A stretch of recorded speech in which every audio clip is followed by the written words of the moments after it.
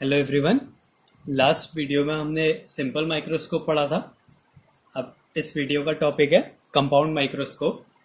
ये क्या करता है, उस ऑब्जेक्ट की जो इमेज है उसको और बड़ा कर देता है।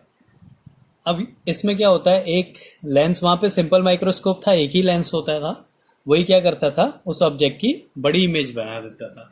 यहाँ पे क्या करते हैं हम लोग, एक और दूसरा लेंस यूज करते हैं जिसके कारण उसकी इमेज और बड़ी बन जाती है। तो ये है कंपाउंड माइक्रोस्कोप। इसमें एक लेंस जो है ऑब्जेक्ट के पास लगा रहता है, इसलिए हम इसे ऑब्जेक्टिव लेंस कहते हैं, और दूसरा लेंस आई के पास बनता है, इसलिए हम इसे आई लेंस कहते हैं। जो ऑब्जेक्टिव लेंस होता है वो आई लेंस से छोटा होता है। अब यहाँ पे हमने एक ऑब्जेक्ट कंसिडर करा ए बी। इससे एक रे प्रिंसिपल एक्सिस के पैरेलल गई, जो कि इसके फोकस से गई। ऑब्जेक्टिव लेंस को ओ माना है, इसलिए इसका फोकस एफ ओ है, तो ये फोकस से होते हुए गई। दूसरे रे को ऑप्टिकल सेंटर से भेजा, तो ये सीधी चली गई। तो यहाँ पे क्या है, ये दोनों रे इंटरसेक्ट कर रहे हैं, तो यहाँ पे इसकी इमेज बन गई। अब ये इमेज जो है वो ऑब्जेक्ट की इमेज से बड़ी होगी। अब हमने क्या करना है, इसको और मैग्नीफाई करना है, इसको और बड़ा करना है। तो इसको और बड़ा करने के लिए, इस ऑब्जेक्ट को बड़ा करने के लिए हमें एक बड़े लेंस की जरूरत होती है। इसीलिए क्या होता है, जो दूसरा लेंस होता है ये ऑब्जेक्टिव लेंस से बड़ा होता है, क्योंकि यहाँ पे अब ऑब्जेक्ट, इसके लिए ये जो इमेज बन रही है, पहले वाली की जो इमेज है वो दूसरे वाले के लिए ऑब्जेक्ट बन गया है। अब ये ऑब्जेक्ट बड़ा है, इसलिए इसको और ज्यादा बड़ा दिखाने के लिए बड़ा लेंस चाहिए, जिसको जो आई के पास होता है, इसलिए इसको आई लेंस कहते हैं। इससे क्या करा, अब ये ऑब्जेक्ट है, इससे एक रे पैरेलल गई प्रिंसिपल एक्सिस के, जो कि फोकस से होती चली गई। ये जो पॉइंट है, ये पॉइंट इसका फोकस है, आई लेंस का फोकस है। और एक जो है ऑप्टिकल सेंटर से चली गई, इसको हमने ई माना है आई लेंस के लिए, ये चली गई। अब ये आगे नहीं मिल सकती, तो इसको पीछे लेके आए, तो पीछे लाने पे ये जिस पॉइंट पे इंटरसेक्ट करती हुई दिखेंगी, वहां पे हमें फाइनल इमेज बनी। तो ये फाइनल इमेज जो है ये हमें मिल गई। ये उल्टी इमेज है, लेकिन बहुत ज्यादा इसको हमने मैग्नीफाई कर दिया, बहुत ज्यादा इसको बड़ा कर दिया। तो ये इसका रे डायग्राम है। ये एग्जाम में काफी पूछा जाता है कि कंपाउंड माइक्रोस्कोप का रे डायग्राम बता। तो ये इसका रे डायग्राम है। अब हमने इसकी मैग्नीफाइंग पावर निकालनी है। तो मैग्नीफाइंग पावर वही जो लास्ट टॉपिक में हमने करा था, वो क्या था, इमेज और ऑब्जेक्ट के आई के साथ जो एंगल बन रहे हैं उसका रेशियो था। वहां पे कंडीशन क्या होती है, इमेज को हम, जो ऑब्जेक्ट है उसको इमेज पे ही कंसीडर करते हैं, और ये मानते हैं कि जो इमेज है वो least distant of distant vision पे बन रही है। तो ये इसकी इमेज है, माना ये जो डिस्टेंस है, ये इधर से least distance of distant vision है, उसको हम कैपिटल डी लेंगे। और दूसरे केस में क्या करेंगे, हम ऑब्जेक्ट को जहां पे इमेज बन रही है, ये इस पॉइंट पे ही हम इस ऑब्जेक्ट को कंसिडर करेंगे, और ये जो ऑब्जेक्ट है ये आई के साथ जो एंगल बनाएगा उसको अल्फा माना, और ये जो इमेज है ये आई के साथ जो एंगल बनाएगा उसको बीटा माना। और यही बीटा और अल्फा का जो रेशियो होता है वो मैग्नीफाइंग पावर होती है, equals to beta upon alpha. अब हमने बीटा और अल्फा की वैल्यू निकालनी है, जो कि हम tan बीटा tan अल्फा से निकालेंगे। तो यहां से बीटा की वैल्यू क्या जाएगी, परपेंडिकुलर अपॉन बेस। तो बीटा एंगल ये बन रहा है, इसके लिए परपेंडिकुलर हो गया A double dash B double dash upon base हो गया ए डबल डैश ई। तो ये हो गया A double dash B double dash upon A double dash E. तो ये आ गया बीटा की वैल्यू।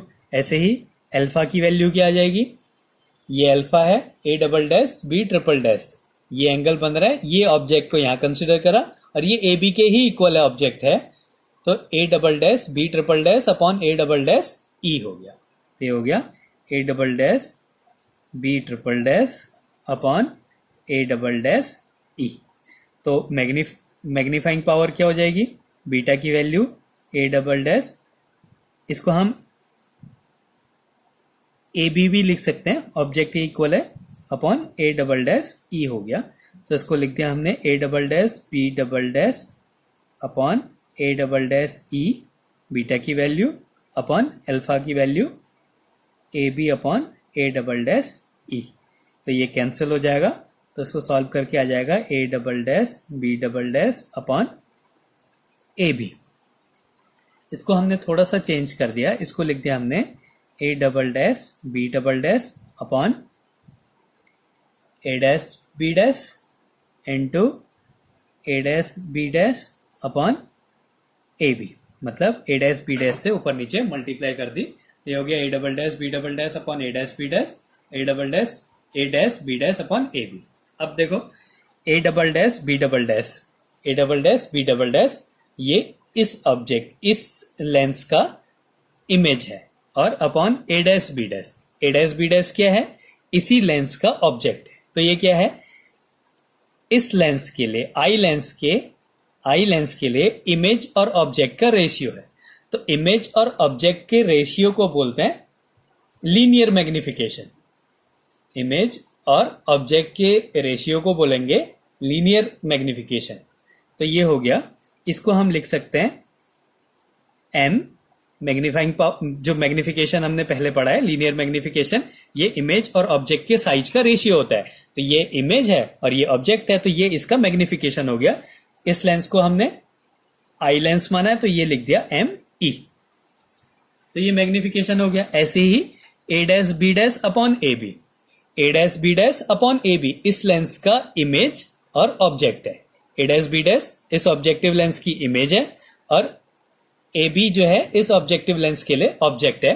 तो इस ऑब्जेक्टिव लेंस के लिए ये इमेज और ऑब्जेक्ट का रेशियो है, तो ये मैग्निफिकेशन हो गया ऑब्जेक्टिव लेंस का।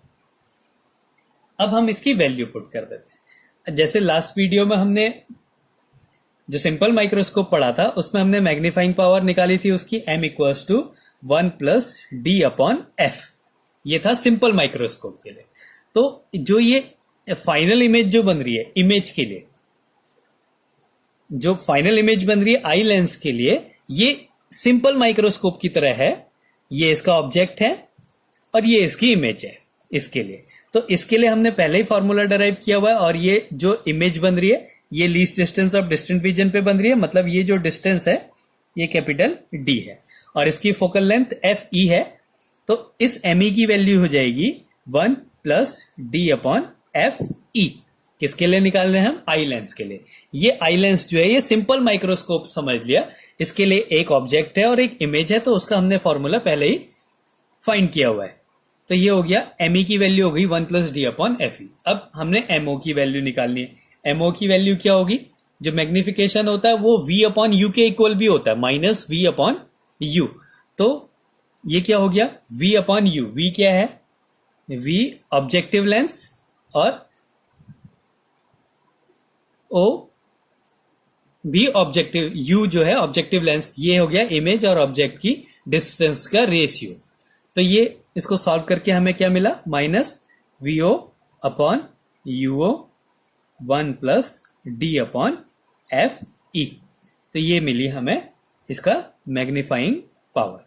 तो इस तरीके से कंपाउंड माइक्रोस्कोप का मैग्नीफाइंग पावर को हम फाइंड करते हैं। तो इसका ये रे डायग्राम और इसका जो मैग्नीफाइंग पावर है एग्जाम में काफी पूछा जाता है, खाली रे डायग्राम बनाने को भी बहुत आता है। तो ये है कंपाउंड माइक्रोस्कोप।